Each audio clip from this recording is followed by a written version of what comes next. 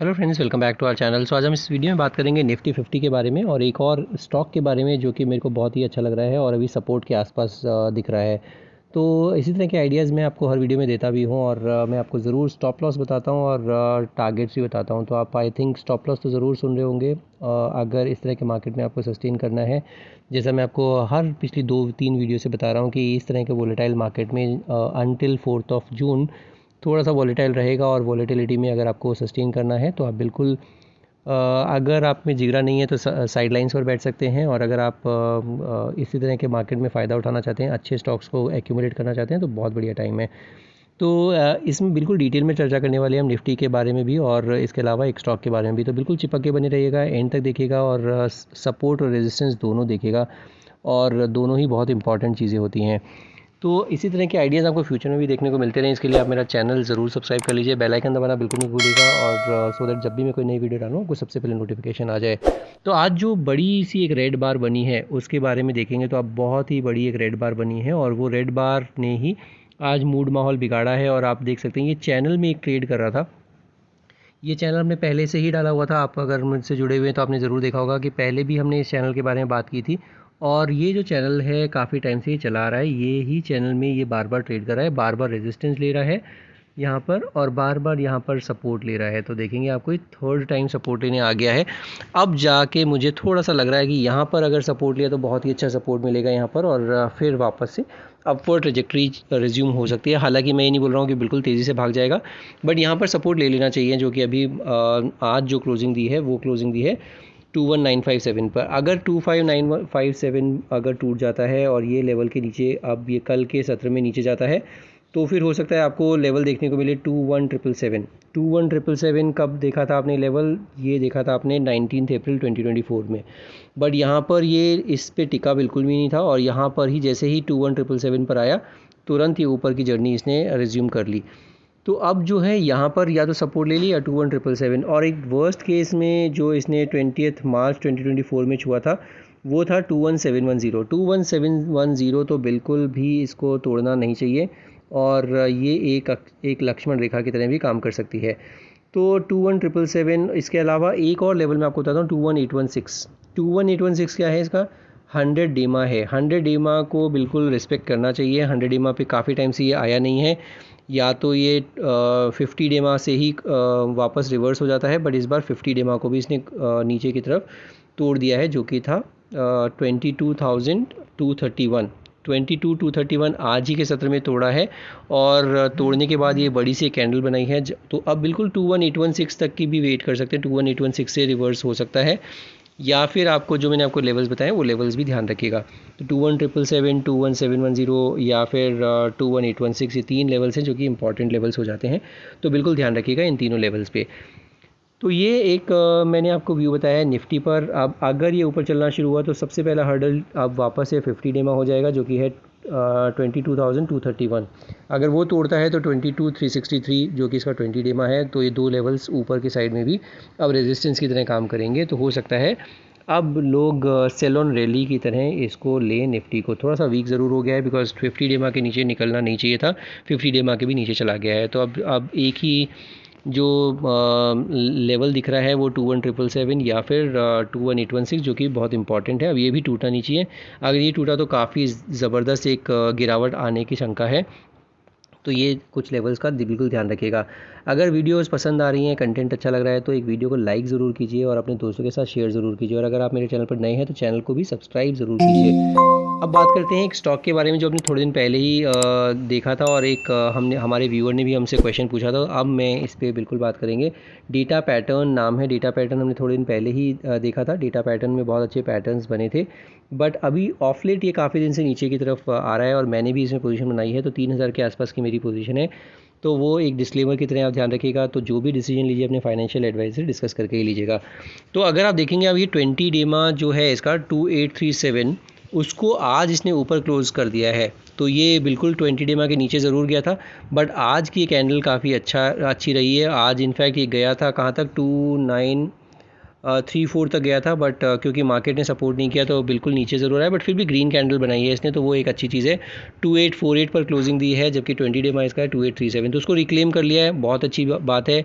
और इसी वजह से मेरे रडार पर भी आया है डेटा पैटर्न। और इसके अलावा जो व्यूअर ने भी हमसे क्वेश्चन पूछा था अब क्या करें, तो अब मुझे लगता है कि अब इसमें अगर आपने पोजीशन बनानी है तो बिल्कुल एक बार के लिए बनाने के बारे में सोच सकते हैं, क्योंकि 20 डे को रिक्लेम कर लिया है और with A strict stop loss of 2648। तो 2648 क्या है, इसका 50 डेमा है। 50 डेमा तोड़ दे तो एक बार के लिए निकल जाइए और उसके बाद वेट कीजिएगा। बट एक अच्छी चीज़ क्या हो रही है इसमें, अच्छी चीज़ इसमें ये है कि आप देखेंगे तो ये जो ग्रीन कैंडल्स हैं काफ़ी बड़ी कैंडल्स हैं जब ऊपर जा रहा था मार्केट में, और जब ये नीचे आ रहा है तो बिल्कुल छोटी छोटी कैंडल बन रही है, देखिए।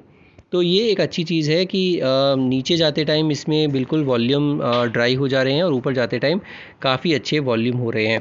तो ये एक चीज़ है। अब इसमें नेक्स्ट पड़ाव क्या देखने को मिलेगा, जो स्टॉप लॉस तो मैंने आपको बता ही दिया है, बट नेक्स्ट पड़ाव आपको देखने को मिलेगा 2926 निकलता है तो फिर आपको 3000 की रैली मिलेगी, और 3000 भी निकल जाता है तो फिर 3113 तक की रैली भी देखने को मिल सकती है। तो ये 3 लेवल्स का बिल्कुल ध्यान रखिएगा डेटा पैटर्न्स पर।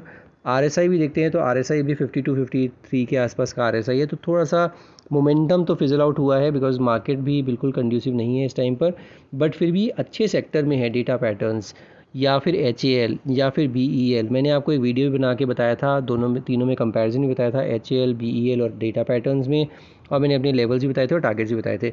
तो अगर वो वीडियो मिस हो गई हो तो बिल्कुल देखिएगा जाकर मेरे चैनल पर, और उसमें आपको बहुत अच्छे इंसाइट्स मिलेंगे और आपको देखने को मिलेगा कि कौन सा पर्टिकुलर स्टॉक है जो मेरा फर्स्ट प्रेफरेंस है।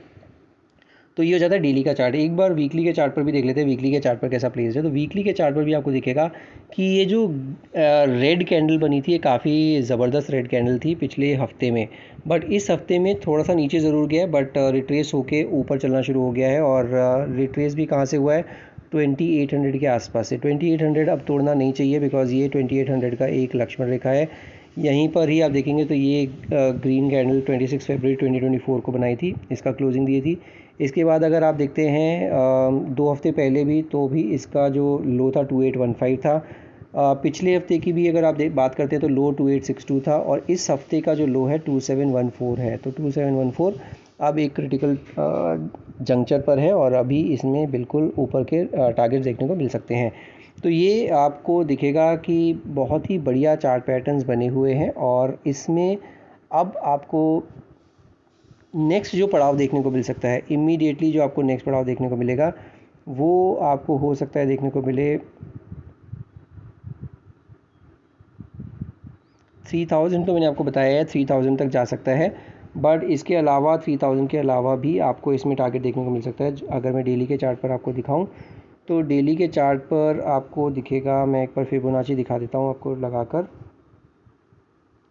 ये फिबोनाची लेवल्स जो हैं वो आपको क्या दर्शा रहे हैं, वो आपको दर्शा रहे हैं कि अगर ये 3080 निकल जाता है तो 3674 का टारगेट देखने को मिलेगा। तो 3080 इसका जो टारगेट है वो अगला टारगेट है। 3848 पर क्लोज हुआ है, 3874 इसका नेक्स्ट टारगेट, और 3080। और उसके बाद अगर आप देखते हैं तो टारगेट्स बड़े ज़बरदस्त हैं। आप देख सकते हैं 3674, 3675, ये इसका पहला टारगेट है, बड़ा टारगेट। उसके बाद 4600 तक भी जा सकता है।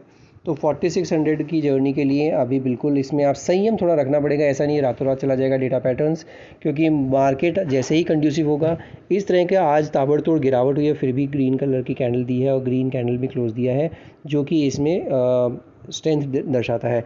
तो 3675 के लिए वेट कर सकते हैं, और 3675 निकलेगा तो फिर बिल्कुल 34636 तक का रैली देखने को मिल सकती है। तो ये आपका डेली के चार्ट पर मैंने फिबोनाची डाल के आपको दिखा दिया है। एक बार मंथली के चार्ट पर भी देख लेते हैं, मंथली के चार्ट पर कैसा प्लेस्ड है। मंथली के चार्ट पर तो इसका बहुत बड़ा चार्ट है नहीं, क्योंकि हाल फिलहाल की ही लिस्टिंग थी ये, तो मंथली का चार्ट तो बहुत ज़्यादा नहीं है। बट मंथली के चार्ट पर RSI देखेंगे तो 71 का RSI है। वीकली के चार्ट पर भी RSI देखते हैं तो 61 का RSI है, तो वो भी अच्छा दिख रहा है। सिर्फ डेली के चार्ट पर थोड़ा सा मोमेंटम और ये गेन कर लेता है तो बहुत ही अच्छे चार्ट पैटर्न्स बन जाएंगे। और अभी इसमें आने वाले टाइम में आपको अच्छी खासी चाल देखने को मिल सकती है।